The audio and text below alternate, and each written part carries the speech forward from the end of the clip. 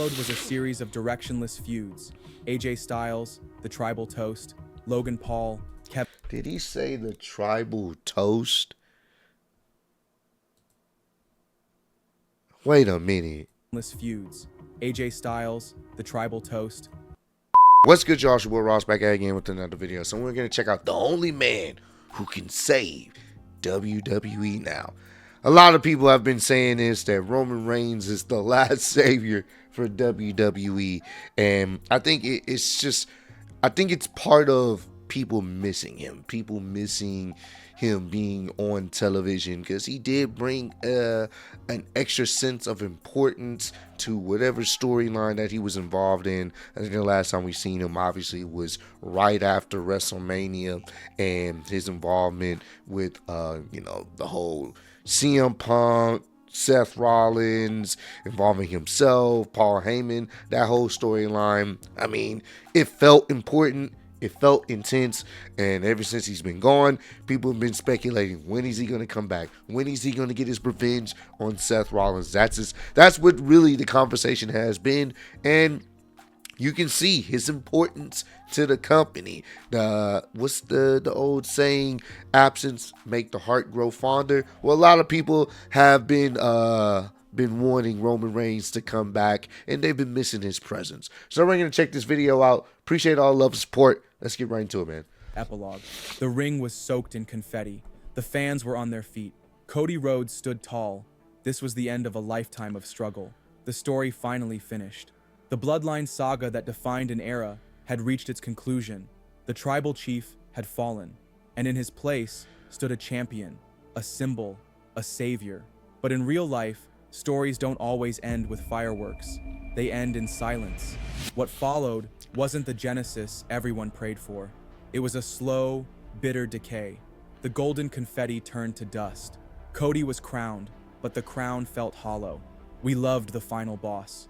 We adored the villain. But then he overstayed his welcome and turned into a boardroom ghost, killing kayfabe, rewriting scripts. And in the midst of that, Triple H, who was supposed to be the warden of wrestling, began to sound like the very thing we rebelled against for years. And the machine, it turned. When Vince sold WWE to TKO, he sold wrestling's soul. Ring mats became billboards. Yeah. Celebrities hijacked main events. Yeah. Ticket prices soared beyond the reach of lifelong fans. Yeah. Promos became soulless. Matches, product placement. Yep. Crowd chants were drowned out by sponsorship announcements. Wrestling was no longer sacred. It was branded content. Then, just when it all felt lost, our childhood hero embraced the darkness. John Cena's heel turn, the fantasy booking that lived in our imaginations for 2 decades, finally came to pass. But even that felt wrong. Poor booking made this historic moment feel as hollow as everything else. Wrestling was Fair supposed criticism. to be chaos with meaning. It was supposed to matter, to hit us in the feels. Now we get fragments of something real, buried between commercials and corporate mandates. Hold on, man. Look at the stats. Total time spent on commercials, 33 minutes and 54 seconds. That's what it said. That's 28% of the show. 33 minutes of commercials is wild. Horrible. Corporate mandates. The truth is, WWE lost its soul the day it lost its North Star. Because through it all, one man drifted into shadow. Reduced to fragmented appearances, never in the spotlight, never acknowledged like he once was. He disappeared like a god who knew his temple had been defiled. While they peddled nostalgia and played corporate politics, the man who had carried the burden of an entire generation stayed silent. And that silence whispered something darker. Maybe he wasn't the villain. Maybe he was the spine, the anchor, the last myth holding WWE's gravity in place. Because now, without him at the center, it all feels like a void. The empire stands unguarded. The throne sits cold. And the crowd? They're cheering out of habit, not belief. The question that haunts every arena, every storyline, every match is the only one that still carries weight. Is Roman Reigns the only man who can save WWE? Or is this empire already beyond saving? But to understand where we are, we have to understand how it all fell apart. The night Cody Rhodes finished his story, the industry took a breath it had been holding for years. Fans believed again, believed in the belt, believed in the booking, believed that maybe, just maybe, WWE had turned a corner. But in the days that followed, the euphoria dulled. Something began to feel off. Cody was failing to carry the torch, but the blame didn't fall solely on his shoulders. It was everything that surrounded him. The story that crowned him was already finished. There was no chase left, no villain to conquer, no clear path forward, because the bookers failed to provide one. And in the midst of that vacuum, The Rock It returned. should have been the fucking Rock. As simple as that. Even though I think Kevin Owens was his best opponent during his title reign, it should have been the fucking Rock. Because they set it up. It should have been him. That should have been his next obstacle to overcome. And instead, we got a whole bunch of random selling your soul malarkey that didn't get no payoff. Not as a legend, but as a power broker. Board seats secured, business ties locked. A match with Cody was teased, Yeah. but a date was never set. Yep. That one segment cursed Cody's reign. From that moment on, everything he did felt meaningless, like a champion waiting to be replaced. That's a fair point. That's a fair point. Once they teased that, you kind of had in your mind that Cody really wasn't going to lose to anybody until The Rock got involved. So it takes away a little bit of that tension. Granted, we knew he wasn't going to lose for a while anyway because, he just got the title from Roman Reigns. But pretty much everything else come off as filler outside of the Kevin Owens stuff. Everything else came off as filler. The whole situation with the new bloodline, all that, it came off as filler because a lot of people were anticipating, well, whenever The Rock gets back, that's when things will pick up. What followed was a series of directionless feuds. AJ Styles, the Tribal Toast, Logan Paul, Kevin... Did he say the Tribal Toast? Wait a minute. Feuds. AJ Styles, the Tribal Toast. That's cold, bro. Logan Paul, Kevin Owens. None of them stuck. I'm going to disagree with the Kevin Owens. That was the best thing about his feud. The Kevin Owens one, that was the best thing. I'm going to disagree. None of them mattered. Then came Elimination Chamber. The day the tide turned. The day history rewrote itself in real time. John Cena turned heel. He betrayed everything he once stood for. And standing beside him was the final boss. And Travis Scott, for some reason. It should have been the greatest heel turn of all time. Instead, it became the most surreal betrayal of the modern era because it led nowhere. Come Sometimes WrestleMania give up. 41, the final fraud no-showed. And in his place, a 150-pound junkie who could barely walk to the ring in 30 minutes. Cena's historic 17th title reign began, with arguably the worst booking decision in Mania history. Cody's reign ended through Travis Scott interference. Yeah. The man who was supposed to lead a new era, counted out in the most humiliating fashion possible. So whose fault was it? Cody's, The Rock's, or someone else entirely? Triple H stood at the helm of an empire reborn. WrestleMania 40 wasn't just his victory lap, it was his masterpiece. Yeah. Stories converged, legends returned, and the future stood tall. Cody Rhodes held the crown, Seth Rollins held the line, and Roman Reigns, after 4 years of tyranny, finally fell. When Paul Levesque walked out from behind the curtain that night, flanked by emotion and pride, it was a declaration, this is my empire now. But every empire burns one day. In the months that followed, the clarity began to blur. Segments started to drag. Stories began to drift. Raw and SmackDown, once pillars of two distinct universes, started to feel like 3-hour obligations. The spark was fading, and no one wanted to say it out loud. Talent began disappearing too, not in storylines, in real life. Braun Strowman, Dakota Kai, Cora Jade, released, removed. Names once tied to Triple H's NXT vision, gone, erased. Cody's reign, originally protected by the goodwill of his chase, started to look like a polite mistake. The Raw tag division, lifeless. The women's tag titles, still directionless. Gunther, once a final boss with an ironclad IC reign, was now a placeholder with the world title. And SmackDown, without Roman, without the bloodline, without purpose, it floated like a filler show waiting for something to matter again. And at the center of it all was Triple H, the man we once begged to dethrone Vince, the man we thought would lead WWE into a new golden age. And yet, 1 year later, it started to feel like we'd traded one tyrant for another. Vince 2.0, but in a suit tailored by goodwill. But maybe it's not that simple. Maybe Triple H still has the vision. Maybe that vision is being gutted from above. Because when The Rock revealed at the Elimination Chamber press conference that TKO contacted him directly, bypassing Triple H, to cook up something for ticket sales, the message was deafening. Yeah. Rock pitched the Take Cody's Soul storyline. Rock laid the seeds for Cena's heel turn. And Rock got the green light. So why wasn't the head of creative consulted? Why did TKO skip the man who rebuilt their most successful WrestleMania in years? Yeah. Do they not trust Hunter? The cracks widened when Triple H, usually composed and diplomatic, gave a rare out-of-character interview, snapping at fans, telling them they don't always know what's best for business.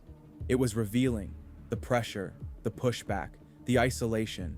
The man who once fought for stories was now just trying to survive them. What followed Chamber was even worse. The build to WrestleMania 41 was cold, star-studded, but soulless. And when the show finally arrived, only one match delivered. The triple threat between Punk, Seth, and Roman. That triple threat, chef's fucking kiss. That triple threat, actually both triple threats. The women's triple threat for night 2 with Io, Bianca, and Rhea, chef's kiss. This triple threat, chef's kiss. Easily the best 2 matches all weekend, without a shadow of a doubt. Great. Roman Reigns. Everything else, disconnected, forgettable. The main event, a hollow crown atop a boring match, collapsed under its meaningless celebrity interference. Sure, you can blame The Rock for vanishing, blame the bald fraud for sabotaging the moment. But what about the rest of the card? The blame falls where the booking lives, with the man in the chair. So what happened? How did the architect of WrestleMania 40 become the ghost of Vince McMahon in just 12 months? What changed? The change didn't happen in the wrestling ring like it was supposed to. It happened at the negotiation table. It started with a deal.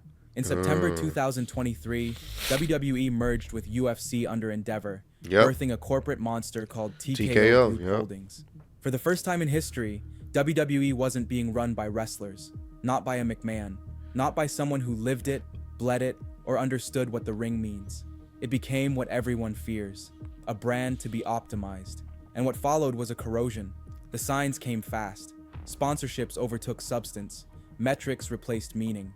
The ring, once sacred, was sold inch by inch. Prime logos smeared across the mat. Match types redesigned to satisfy partnerships.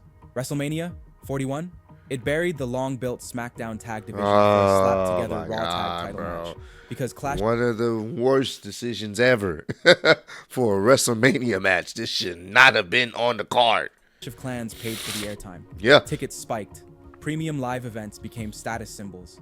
Exclusive to VIPs, influencers, and the algorithmic elite. The same fans who carried WWE through empty arenas and bad years were now priced out of the product they built. Front Row became a marketing slot, and even Randy Orton spoke up. Then came the celebrities. Show Speed, doing slapstick for likes. Kai Cenat, jumping the barricade for clout. Cardi B, hosting SummerSlam before a single match was announced. And of course, the human form of TKO's middle finger to WWE fans, Travis Scott, was there to ruin Mania. Because in this new WWE, buzz matters more than logic. The result? A show. The fact that Travis Scott getting so much hate from the wrestling fans is so crazy. That never stops moving, but doesn't go anywhere. Damn, and man. The worst part, they think it's working. The numbers are up. The impressions are high. The quarterly calls are euphoric. But underneath the spreadsheets, stories with no endings. Characters with no arcs. Matches that mean nothing the moment the screen fades to black. And nothing exposed that better than Saturday Night Main Event. Ooh, boy. On paper, a good show. In practice, a disaster. Not because of the wrestling, because every 2 to 5 minutes, the action was smothered by commercials. It was a billboard slideshow, a solid event turned unwatchable by corporate And infrastructure. that's what ruined this event. I enjoyed it when we did get to see the in-ring action, but outside of that, the commercials ruined it. Now for the people there, I'm sure they loved it because they're watching it live. But us at home, woo, it was a chore to get through. Station. WWE has sold its soul to suits like Ari Emanuel, who hollowed out UFC and now has WWE on the chopping block. But here's the one thing they all forgot. This empire wasn't built on impressions, or logos, or celebrity slapstick. It was built in the ring, by men and women who lived for this. By stories that stretched across eras, by belief. And that belief is breaking. Because if Triple H can't fix this, if Cody Rhodes couldn't carry it, and even John Cena, in his final act, turned heel and walked into the fire with nothing to show for it, then who's left? Who's still strong enough to carry the weight? Who can still save WWE? The bitter truth WWE can't outrun anymore is this. The product can't survive on nostalgia pops. It can't be carried by prodigal sons. It can't be rescued by temporary returns or patched up by sentiment. They need the man who revived WWE from its ashes. The man who carried the burden of an entire era while the world turned against him.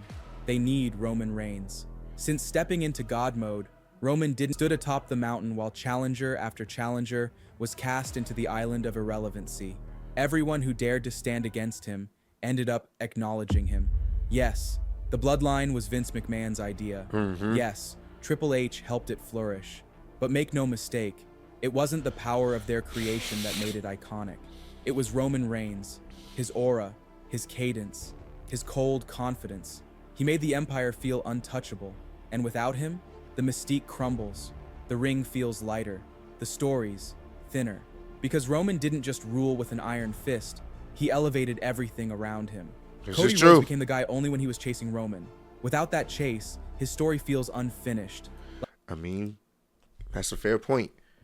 They were building up Cody to be the guy to take down Roman, but guess what? Roman has to be the guy. And then they built up something. And he lost at WrestleMania 39, and it built up the hype even more because you had a good villain. And the thing is, he's a bad guy, but he's so fucking cool. It's just like, we like you, bro. That's literally what it was. He was so cool, but he was still a bad guy. But it's like, we like you, bro. Like you too cool not to like. Roman was the perfect person to really build other wrestlers around. And it worked out. It worked out. Like it's still waiting for its purpose. Sami Zayn became the heart of WWE because Roman gave him something worth rebelling against. Jey Uso rose from tag team obscurity into main event relevance because he stood across from Roman's wrath. Seth Rollins, even with a world title and 1,000 battles behind him, has never been more magnetic than when he shares the ring with Roman. Roman made feuds feel like... And this is why people are so looking forward to when Roman comes back to get his revenge on Seth. Fables. He gave the ring gravity. He made WWE feel real. And now that he's gone, everything floats. Adrift in a sea of corporate branding, soft scripts, and empty cheers. Cody's reign felt directionless without Roman's shadow. WWE had a once-in-a-lifetime chance to reforge John Cena as a compelling villain, with real motive, real bitterness. But instead, they turned him into a cartoon heel chasing cheap heat. The show has no center. And now, as WWE spirals in the aftermath of TKO chaos, as creative collapses, as storytelling fragments, as heroes falter and legends fall flat, only one man still feels untouchable, still feels true. WWE isn't complete without Roman Reigns. Fans feel that absence. That's why they still chant for the original tribal chief. Not out of habit, but out of recognition. Because they know he was the last thing holding the machine together. While everyone else tried to become the future, Roman became something more. He became the myth.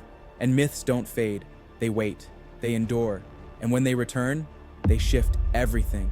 So maybe, after all the broken promises, after Cody fell short, after Cena collapsed into caricature, after Triple H lost control, maybe it's Roman, the last draw, the last savior, the last spine still unshattered, who must return to cleanse what's been corrupted.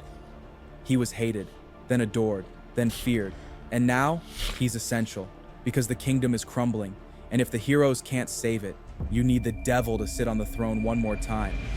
Who do you think can save WWE now? Drop your thoughts in the comments. Very, very interesting video, man.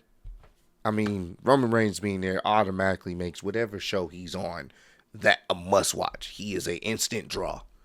The thing that Vince wanted the most for Roman to be, that is what he is now. He is a instant, when I say instant, an instant draw. That's why a lot of people are waiting for whenever he does come back to interact with Seth Rollins, because, man, I'm looking forward to it. So comment down below. Let me know. Do you guys agree with the sentiments of this video? Do you guys feel that Roman Reigns is the last savior for WWE as a whole? Let me know down below. But I appreciate all love, support. Road to 150K. Appreciate y'all kicking with me. See you on the next one. Peace.